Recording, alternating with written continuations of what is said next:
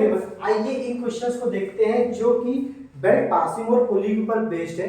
3 question आपके सामने, 1, 2 और 3, वन बाय वन हम देखेंगे। पहले क्वेश्चन में बोला गया कि 3 आइडेंटिकल पुलिंग का डायमीटर डी है और इनको इस तरीके से प्लेस किया गया कि ये 2d है और यहाँ सेंटर टू सेंटर डिस्टेंस आपकी 2d है।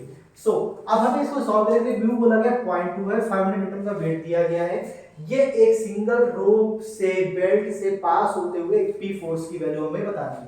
पी की दो वैल्यू इसको पॉसिबल है हमारी, एक मैक्सिमम और एक हमारी मिनिमम। मैक्सिमम का मतलब ये है कि अगर हम इस पी की वैल्यू को थोड़ा सा उससे ज्यादा करेंगे तो ये नीचे की ओर मूव करेगा, तो इसका रोटेशन आपका इस तरफ, सो इसका रोटेशन आपका इस तरफ और ये रोटेशन आपका इस तरफ, मींस ये आपका क्लॉकवाइज, सो डेफिनेटली ये भी क्लॉकवाइज, लाइक दिस ये आपके रोटेशन इसमें हो जाएंगे। सिमिलरली सेकंड कंडीशन ये है कि पी को मिनिमम आपका तब होगा थोड़ा सा भी कम हुआ तो इसकी रोटेशन डायरेक्शन आपकी जस्ट रिवर्स हो जाएगी। अगर पहले भी क्लॉकवाइज घूम रहा था मैक्सिमम तो मिनिमम भी आपका एंटी क्लॉकवाइज घूमेगा, लाइक दिस इनके भी रोटेशन आपकी डायरेक्शन चेंज हो जाएगी। सो वन बाय वन हम तीनों को सॉल्व करते हैं। उससे पहले लोग देखते हैं कि देखिए ये एक है, तो मान लीजिए ये आपकी टेंशन जो है वो आपकी 500 के इक्वल हो जाएगी। इस पॉइंट पर टेंशन जो है आपकी मान लीजिए आपका T1 है, यहाँ पे टेंशन जो हम लोग लेते हैं मान लीजिए ये हमारा T2 है और ये P आपका हो जाएगा।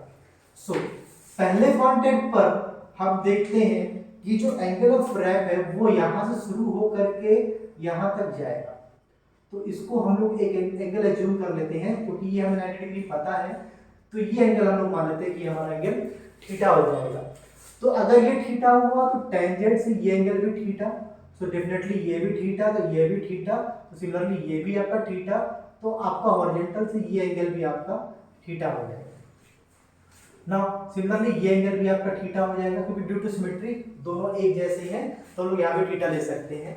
और सिमिलरली यहाँ पर भी ये कांटेक्ट आपका थीटा, ये आपका π/2 यानी कि 90 डिग्री हो जाएगा। सो ये हमारे एंगल की कंडीशंस हो गई। अब हम लोग क्या करेंगे कि एक बार अगर रोटेशन इसका नीचे की ओर है तो रोटेशन आपका इस तरफ, इसका रोटेशन इस तरफ एंटी क्लॉकवाइज, इसका रोटेशन आपका क्लॉकवाइज।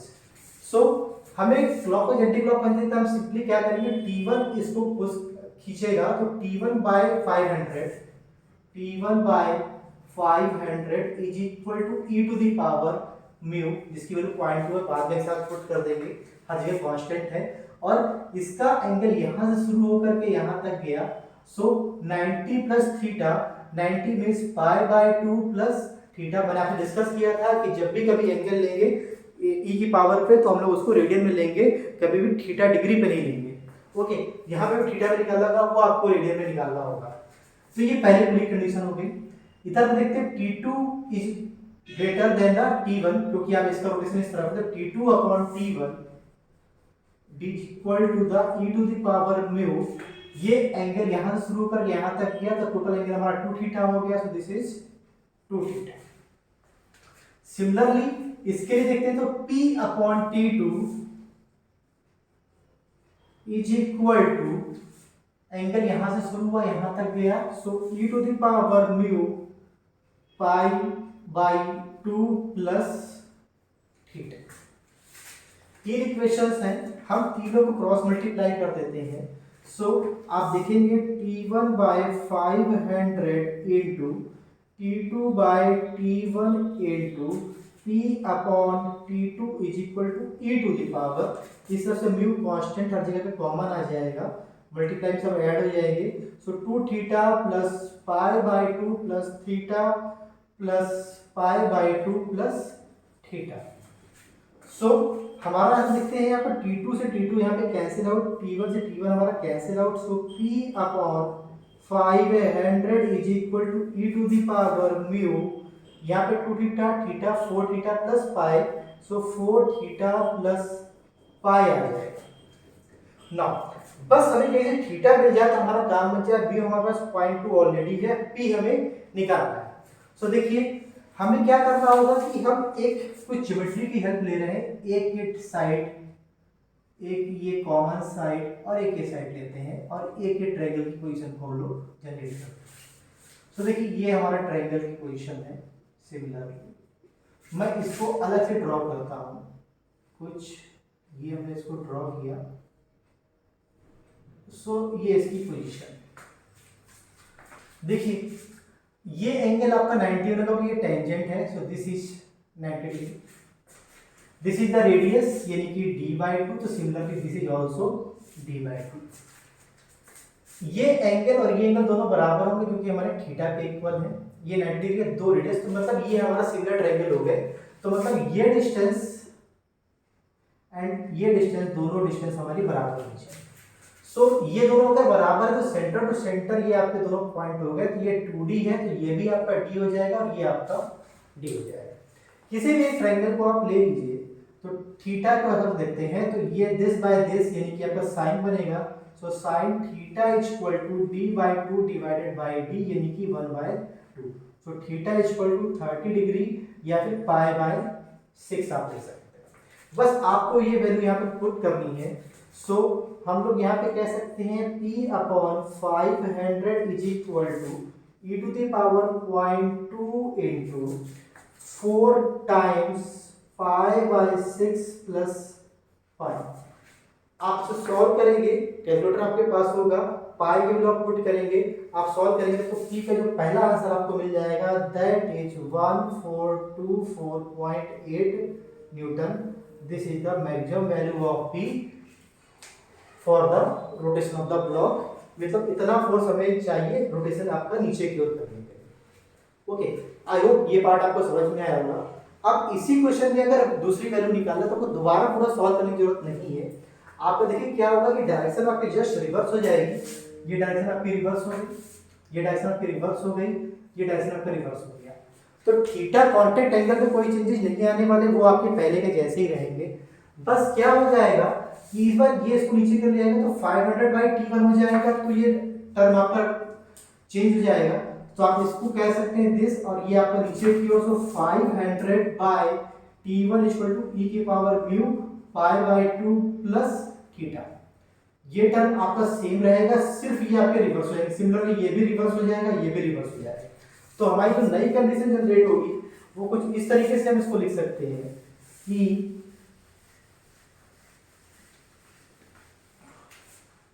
इस पुली के हिसाब से यहां से स्टार्ट करते हैं। सो 500/t1 मल्टीप्लाई बाय, दूसरे के लिए t1/t2 multiply by t2/p is equal to e की पावर, जितना एंगल आपका पहले आया था, e⁻μ pi plus 4 times of the theta.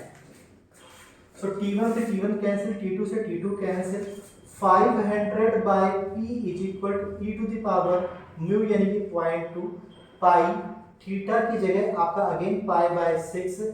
आप सॉल्व करेंगे तो यहां से p की वैल्यू मिल जाएगी 176.08 न्यूटन के आसपास। Okay, this is second value.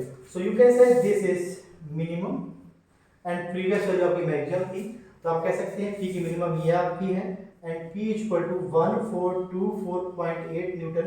This is the maximum. Okay, तो क्वेश्चन आपको एग्जाम में मिल सकता है मिनिमम मैक्सिमम के हिसाब से। आपसे बोला सकता है कि रोटेशन की डायरेक्शन आपको क्लॉकवाइज एंटी क्लॉकवाइज बोल सकता है, पी का नीचे की ओर या फिर ऊपर की ओर जाने के लिए बोल सकता है, इस ब्लॉक का नीचे की ओर या ऊपर जाने के लिए बोल सकता है। वो आपको उस हिसाब से देखना है, आप सॉल्व कर सकते हैं। तो दो ही आंसर आपके पॉसिबल है, दोनों आंसर निकाल दिया।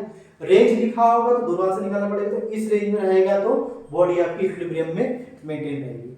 आई होप ये क्वेश्चन आपको समझ में आया होगा। हम लोग अगले क्वेश्चन की तरफ चलते हैं। तो we are moving toward the second question.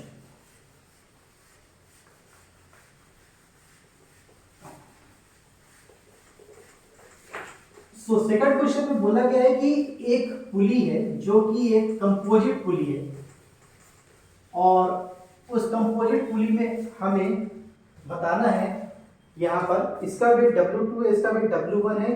तो दोनों का वेट आपको दिया गया है। तो हमसे बोला गया कि म्यू की वैल्यू क्या होगी। इस क्वेश्चन में हमें ये बताना है कि what is the value of mu for this. Okay, हर जगह म्यू की वैल्यू आपकी कांस्टेंट है। तो हम लोग क्या करेंगे कि इसको कंपोजिट पुली को एक हम एबिलिटी ड्रॉ करते हैं। ये सेकंड फर्स्ट पोर्शन है बड़ा वाला, this is the second.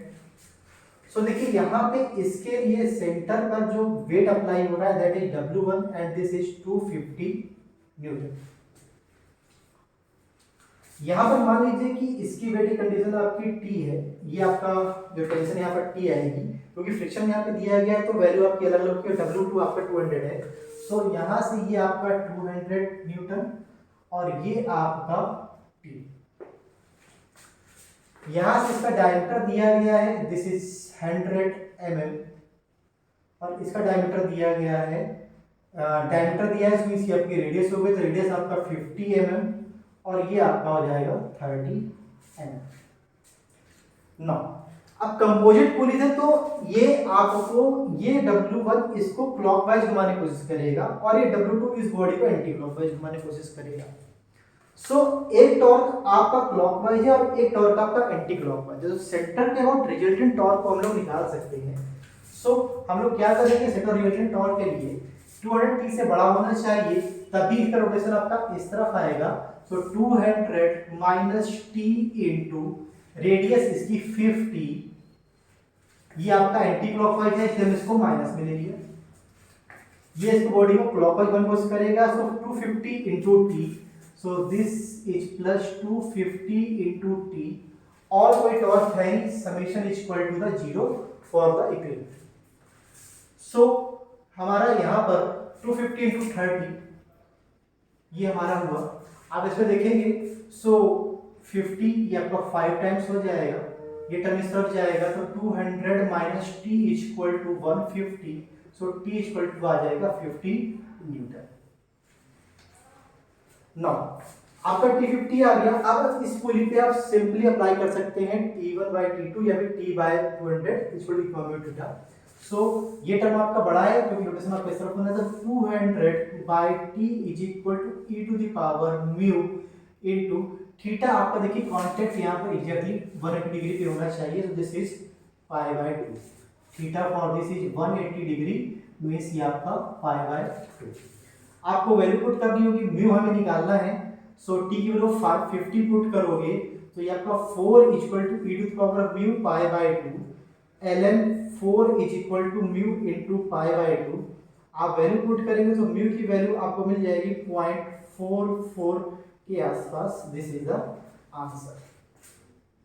I hope छोटा क्वेश्चन है, सिंपल क्वेश्चन, देखने में बड़ा लग रहा था लेकिन बहुत ही इजी क्वेश्चन है। याद रखिए जब भी कंपोजिट फुली बोलेगा तो आपको सेंटर के अबाउट रिजल्टेंट टॉर्क की कंडीशन को अप्लाई करना है। आपका ये बॉडी क्लॉकवाइज रोटेट होने की कोशिश करेगी, ये एंटी क्लॉकवाइज रोटेट करने करेगा, टॉर्क जो होगा आपका अपोजिट दोनों एक दूसरे के होंगे, आप उनको ऐड करके रिजल्टेंट निकाल करके एक किसी वैल्यू को निकाल सकते हैं। इस तरीके से आप इस क्वेश्चन को सॉल्व कर पाएंगे। एक लास्ट क्वेश्चन जो है हमारा छोटा सा जो आपके ऊपर है, बोला गया है कि एक रॉड के ऊपर जिसमें कोएफिशिएंट ऑफ फ्रिक्शन 0.3 है रॉड एंड रोप या बेल्ट के बीच में, तो हमें बताना है कि 2 राउंड होने के बाद यहाँ पर टी की वैल्यू क्या होगी, हमें ये देखना है। तो सिंपली देखिए आप टी आप लेते हो, टी अपॉन 1 न्यूटन है कि 1000 newton is equal to the e to the power mu into theta. Theta is the angle of contact.